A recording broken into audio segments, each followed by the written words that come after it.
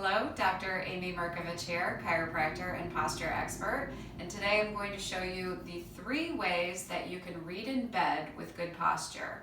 First, the one way that you should never ever do, which is to lay on your back with your head on a pillow, propped up, so that you can read or text or watch TV like this.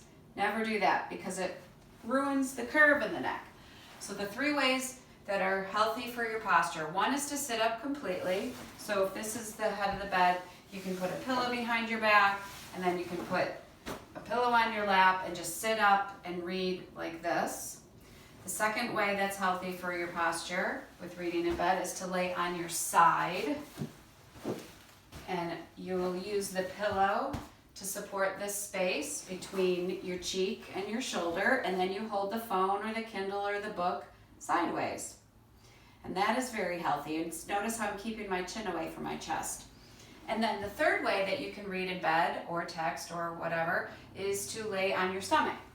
So this way, you lay on your stomach, you can put a pillow under your chest so it's comfortable, and you can be right here on your knees. So this keeps the curve in the neck and the curve in the lower back. So there's 3 ways to do it. One way not to do it. So you're not going to lay on your back with your head propped up. You can lay on your side, lay on your stomach on your elbows, or sit up completely with pillows on your lap so that you hold the book in front of your face.